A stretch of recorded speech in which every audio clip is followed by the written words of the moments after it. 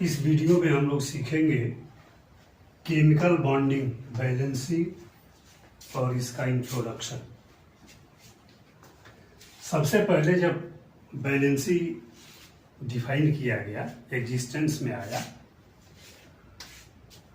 तो इसके संदर्भ में कहा गया कि यह वैलेंसी शब्द जो है वैलेंसिया वर्ड से लिया गया है, जो लैटिन वर्ड है, और इसका मतलब ही होता है टू कंबाइन, जुटना। इसका मतलब combining capacity of an atom with another atom is called valency of that atom. Atom की वो क्षमता जो दूसरे एटम से बैलेंस या लिंक करने की क्षमता रखता है, वैलेंसी कहलाता है।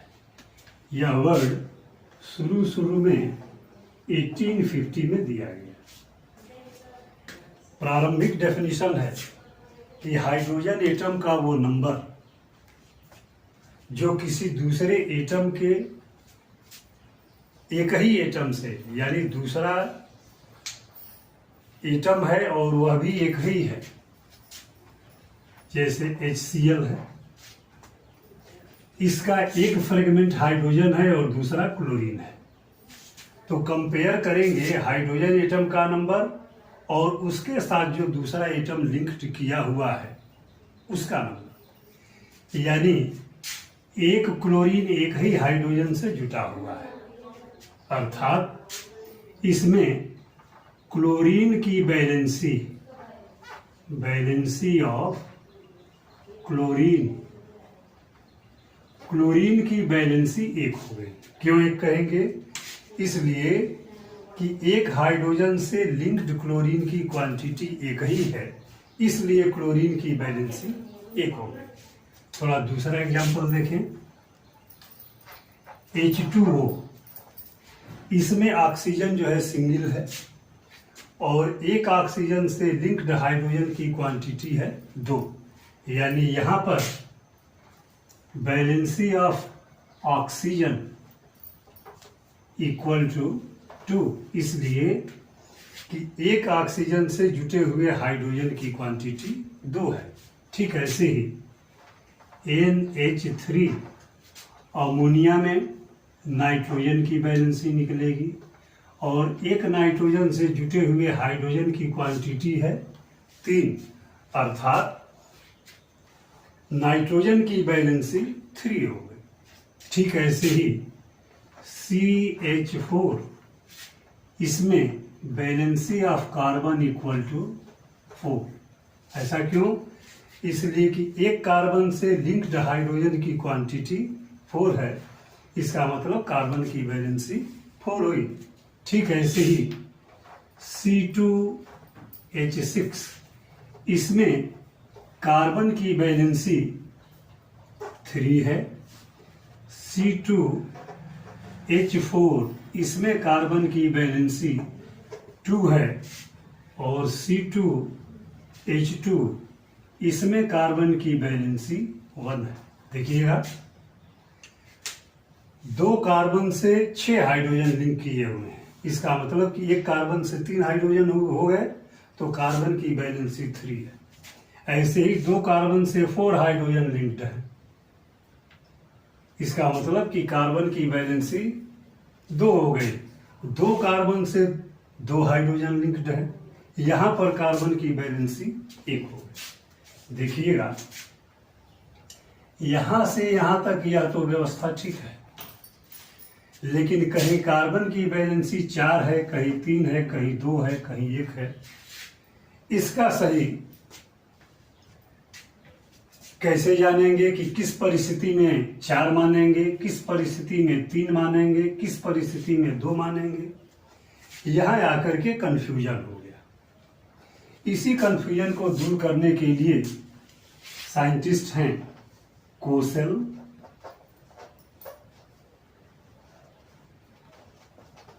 और ल्यूइस, ये 2 साइंटिस्ट हैं जिन्होंने electronic theory of valency propose किया।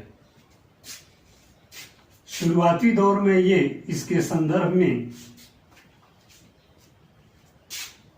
एक्सप्लेनेशन तो दिए, लेकिन लास्ट में इसका पूरा डेवलपमेंट और विस्तृत रूप लेंगम्यूर के द्वारा प्रस्तुत किया गया।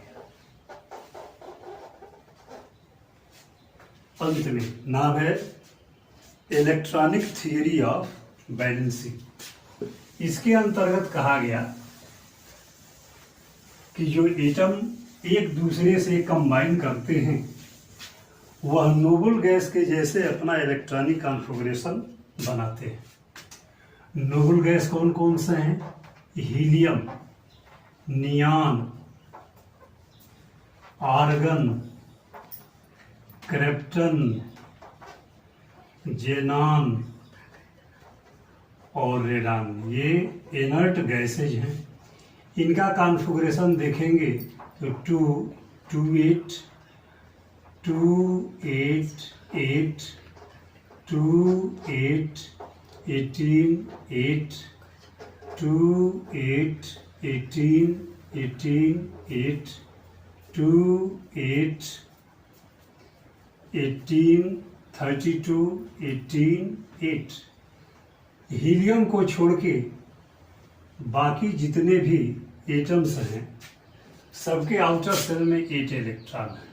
तो ऐसे कहा जा सकता है कि एटम के आउटर सेल में जब 8 इलेक्ट्रॉन हो जाए तो वह एटम इनर्ट जैसे बिहेव करने लगता है। लेकिन हीलियम के बैलेंस सेल में सिर्फ 2 ही इलेक्ट्रॉन है और यह इनर्ट जैसे बिहेव करता है। पूछा भी जा सकता है आपसे कि जितने भी इनर्ट गैसेज हैं सबके बैलेंस सेल में 8 इलेक्ट्रॉन हैं, लेकिन हीलियम एक ऐसा इनर्ट गैस है जिसके बैलेंस सेल में 2 ही इलेक्ट्रॉन है। ऐसा क्यों? इसके लिए तर्क है आपका कि चूंकि हीलियम का फर्स्ट और लास्ट ऑर्बिट फर्स्ट ही है और फर्स्ट ऑर्बिट की इलेक्ट्रॉन होल्डिंग कैपेसिटी 2 इलेक्ट्रॉन होती ही है 2n² रूल के अकॉर्डिंग्स। यही वजह है कि हीलियम के आउटर सेल में 2 इलेक्ट्रॉन होने पर ही यह इनर्ट जैसे बिहेव करने लगता है। तो जब इलेक्ट्रॉनिक थ्योरी ऑफ बैलेंसिंग इसका डेवलपमेंट हुआ तो सबसे पहले उसका बेसिस दिया गया कि कोई भी एटम कंबाइन होगा तो अपना इलेक्ट्रॉनिक कॉन्फ़िगरेशन इन्हीं इनर्ट गैसेज में से किसी एक के जैसा अटेन करेगा। इस आधार पर बैलेंसिंग की 3 कैटेगरी बनाई गई। पहली है इलेक्ट्रोवैलेंसी, कोवैलेंसी और लास्ट है कोऑर्डिनेट